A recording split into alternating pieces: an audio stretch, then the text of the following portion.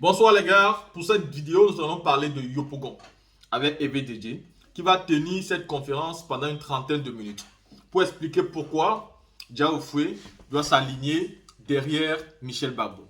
Vous savez, dans ces élections qui viennent le 2 septembre, vous allez trouver beaucoup de régions et de communes qui ont été laissées par le PPACI au PDC RDA. Cela a été fait pourquoi? Cela a été fait parce que majoritairement ce sont les bastions du PDCI RDA. Et donc Yopougon, il faut aussi savoir et reconnaître, même le respecter, que même si le président Laurent Gbagbo fait 100 ans à l'extérieur, quand il revient au pays, c'est son bastion et il doit le récupérer. Moi je dis que c'est d'abord quelque chose d'honorable et c'est quelque chose aussi qui est respectable. Donc je trouve que tous ceux qui mènent le combat dans le sens d'envoyer Diao Foué et Michel Gbagbo dans une alliance véritable ont totalement raison. Ont totalement raison. Parce que c'est le grain de sable qui vient un peu entacher cette alliance-là qui fait bon train aujourd'hui. On a vu des candidats très importants qui se sont retirés. Nous voyons Stéphane Kipré qui se retire pour laisser le professeur Alphonse Djedje Madjid. Nous voyons beaucoup de grands candidats qui se mettent ensemble. Et ça, il faut reconnaître que dans chaque endroit où le PPACI l'a fait, c'est parce que là-bas, le PDC-RDA est majoritairement reconnu. C'est d'abord leur bastion en termes de majorité du peuple.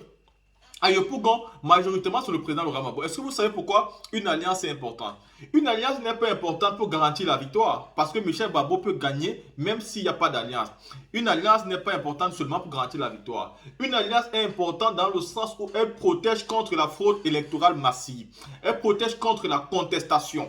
Parce que c'est votre élection, vous vous mettez ensemble. Et donc, vous suivez ensemble les fraudes. Vous avez donc plus de personnes qui vont suivre les fraudes. Et à côté de ça, si on veut vous arracher votre victoire, vous êtes plus nombreux à vous mobiliser contre ceux qui ont de l'autre côté l'appareil judiciaire. Vous savez que la CEI n'est pas la commission électorale indépendante. C'est la commission électorale militante. Mieux même, elle est partisane parce qu'elle est là pour Alassane Dramane Ouattara, son régime et tous ses soldats. Il est donc important qu'à Yopougon, le fief où la mobilisation ira à partir de 2024. Il y a des combats qui sont très importants. La réinscription du président Laurent Gbagbo dans la liste électorale, la réinscription de tous les candidats qui sont exclus.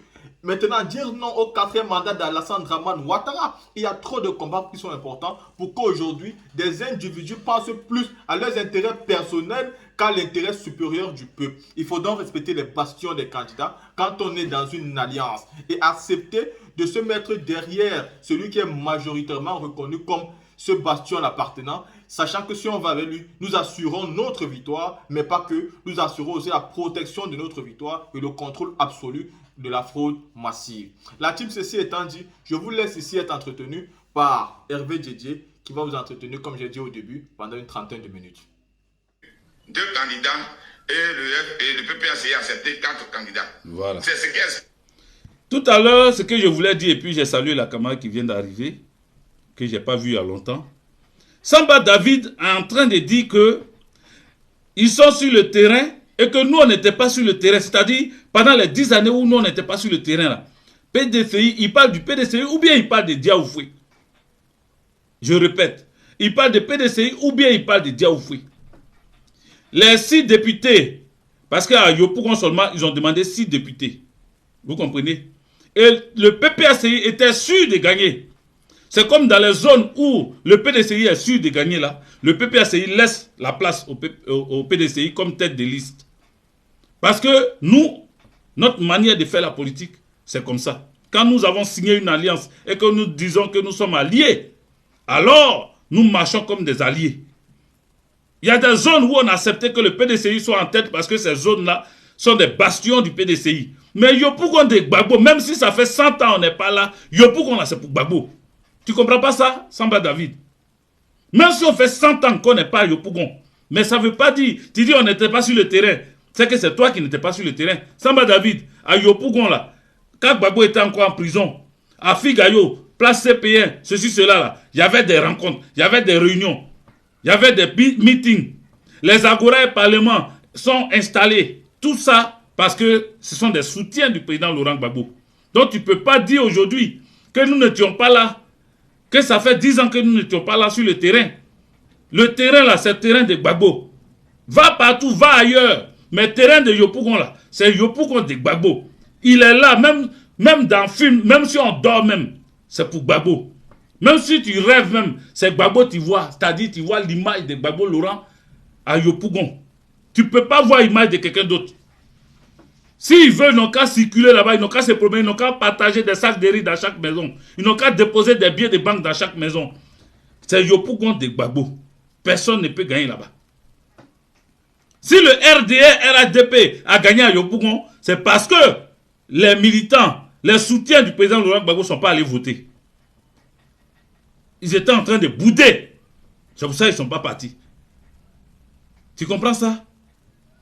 Si à Yopougon, on a laissé la place aux gens en train de faire ce qu'ils veulent, c'est parce que Gbagbo n'était pas là. Est-ce que tu comprends ça, Samba David? C'est parce que Gbagbo n'était pas là. À l'époque, on t'a arrêté pour te jeter en prison là. C'est parce que Gbagbo n'était pas là. Tout ce qu'ils t'ont fait là, c'est parce que Gbagbo n'était pas là. Les discours que tu faisais pendant la désobéissance civile, et puis on t'a attrapé, c'est parce que Gbagbo n'était pas là. Le patron, le chef, le leader charismatique, l'homme digne, est retourné en Côte d'Ivoire. Il est là maintenant, il est sur le terrain. Il est sur le terrain, c'est plus comme avant. Même en rêve, même si on dort. Pourquoi? Quand il y a eu élection législative, c'est parce que le PPACI était sûr de gagner, qu'on voulait même prendre les 6, mais comme on a en alliance avec le PDCI, on a dit, bon, on va prendre une personne dedans. On va prendre une personne, mais c'est notre bastion. Pourquoi?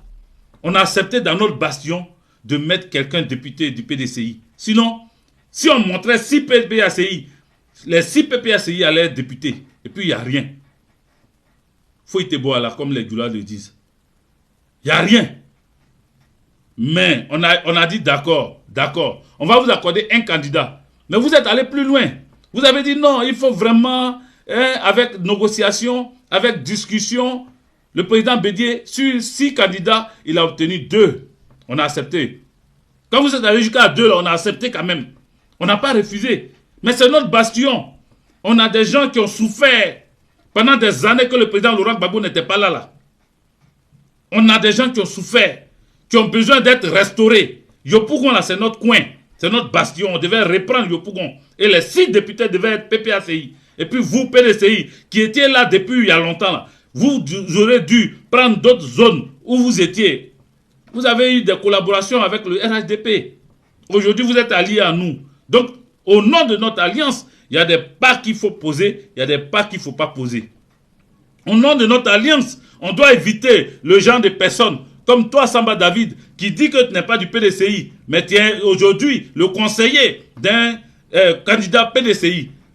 Mais en tant que conseiller de candidat PDCI, si tu viens raconter des choses comme ça, tu es dangereux pour le PDCI et pour notre alliance. Parce que nous, on a fait alliance avec le PDCI, on n'a pas fait alliance avec un MGC caché sous l'étiquette des sociétés civiles pour venir s'asseoir là, pour dire que lui vient défendre celui qui conseille. Mais va le conseiller. Quand on prend un conseiller, ce n'est pas un chargé de communication. Ou bien toi, ton conseiller que tu es auprès de Diaoufoué là, c'est conseiller en communication. Faut nous dire, tu as dit conseiller, mais tu n'as pas défini quel genre de conseil tu donnes à Diaoufoué. Quel genre de conseil tu lui donnes? De cyberactiviste? Ou de conseiller en communication? Quel genre de conseiller tu es? Mon frère Diou, tu es quel genre de conseiller pour Diaoufoué? Parce que toi, tu veux mettre en péril. Tu veux mettre en péril.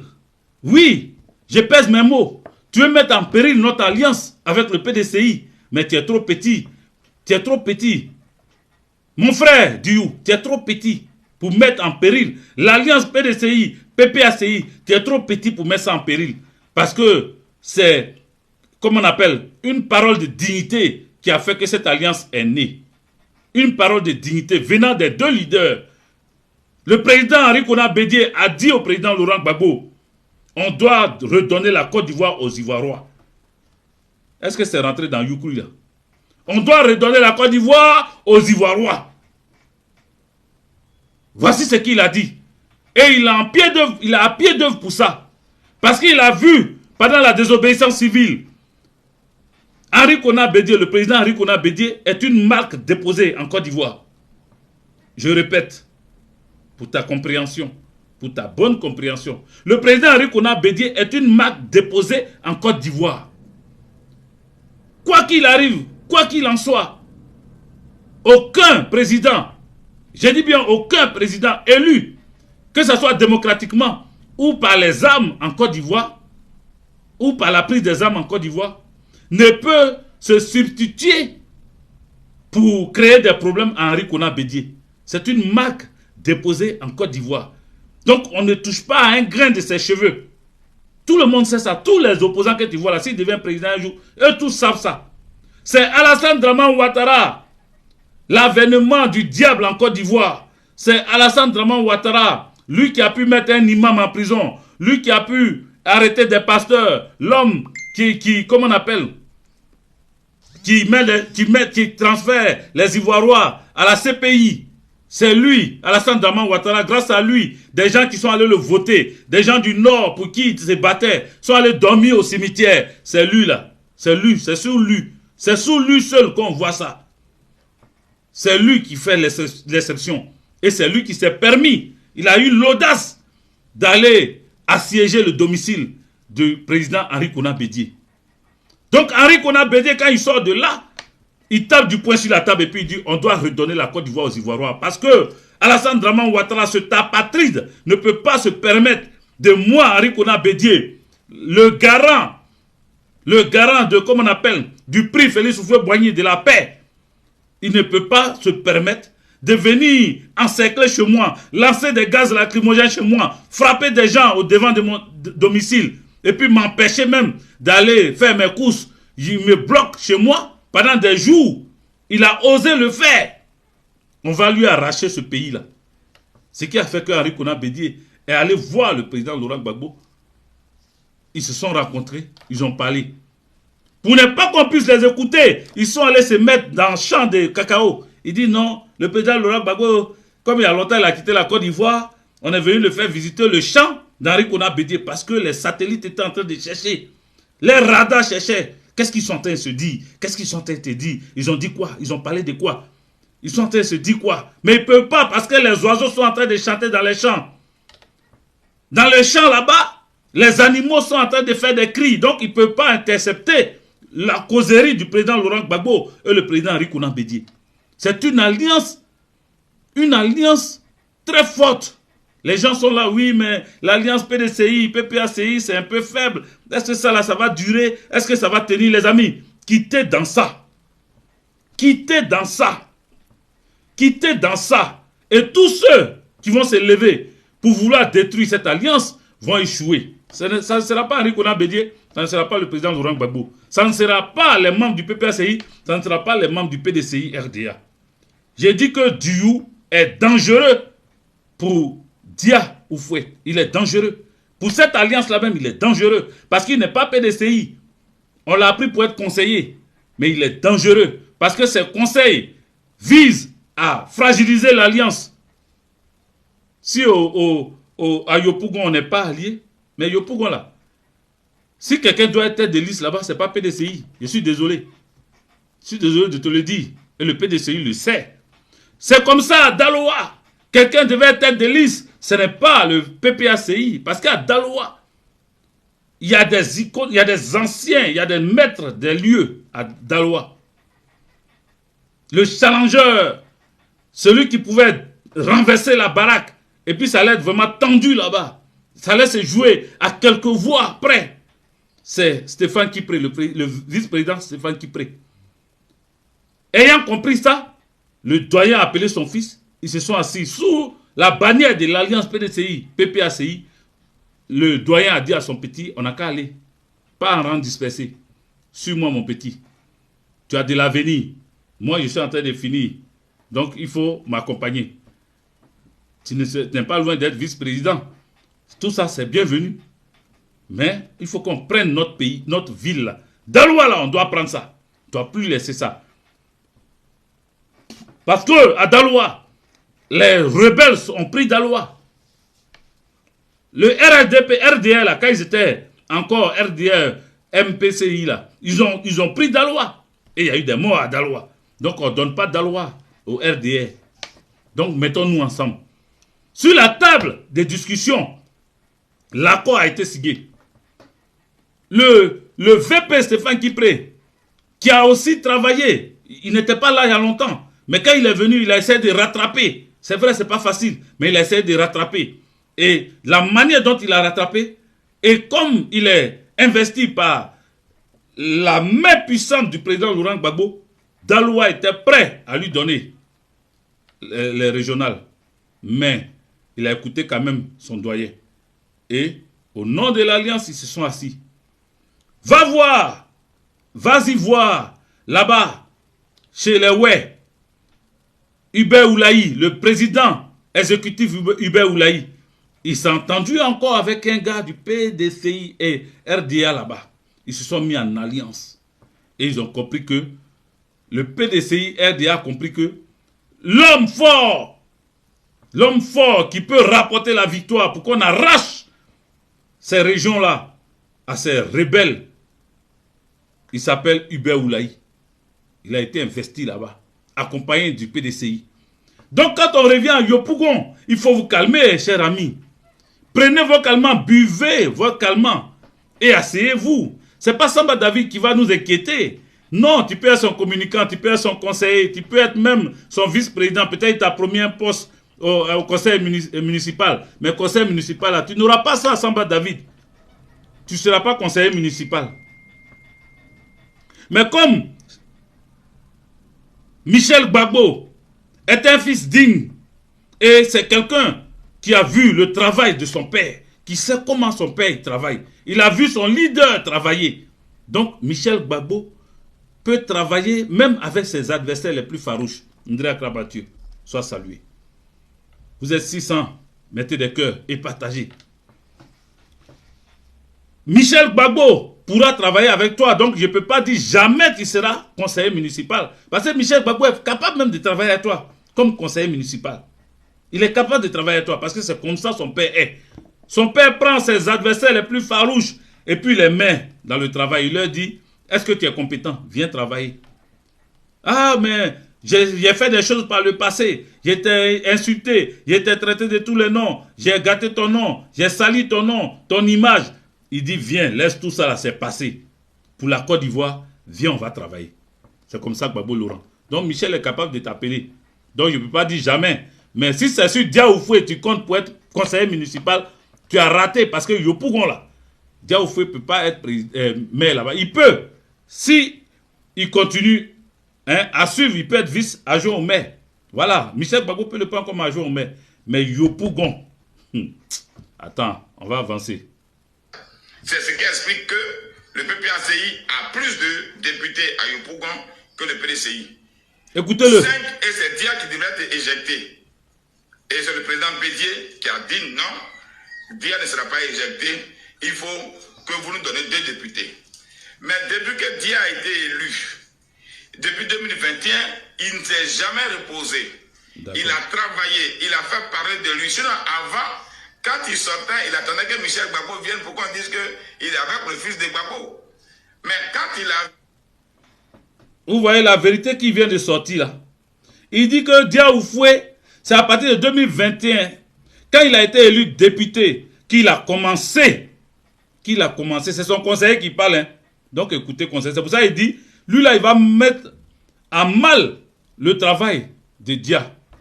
Il va mettre à mal, mon frère Duyou, tu vas mettre à mal le travail de Diaoufoué. Tu vas mettre ça à mal. Mais nous, c'est de bonne guerre. Ça nous arrange. Continue de le défendre comme ça, d'après toi. Mais tu es en train de creuser sa tombe. Mais je ne vais pas parler de creuser tombe, c'est une manière de parler. Voilà, c'est-à-dire tu vas le faire chuter. Tu vas le faire échouer. Tu vas faire Diaoufoué va échouer. Et nous, c'est de bonne guerre pour nous. Voilà, il faut continuer comme ça. Il faut continuer comme ça. Pour dire que oui, depuis 2021, il a commencé. Et que sinon, avant, regardez ce qu'il dit, c'est grave. Avant, Diaoufoué attendait Michel Gbagbo pour dire, c'est-à-dire pour marcher avec lui, pour dire qu'il marche avec le fils de Gbagbo. Donc tu connais que Yopougon là, c'est parce que Diaoufoué sait que c'est le fils de Gbagbo et que c'est Michel Gbagbo et que s'il marche avec lui, les gens même vont le regarder un peu. S'il marche avec Michel Gbagbo, là, les gens vont le regarder un peu. C'est pour ça qu'il marche avec lui. Donc, comme il est devenu député maintenant, il s'est dit qu'il peut prendre son envol tout seul. Il est devenu de oisillon, il est devenu oiseau. Il est devenu aigle. Donc, il peut s'envoler seul maintenant.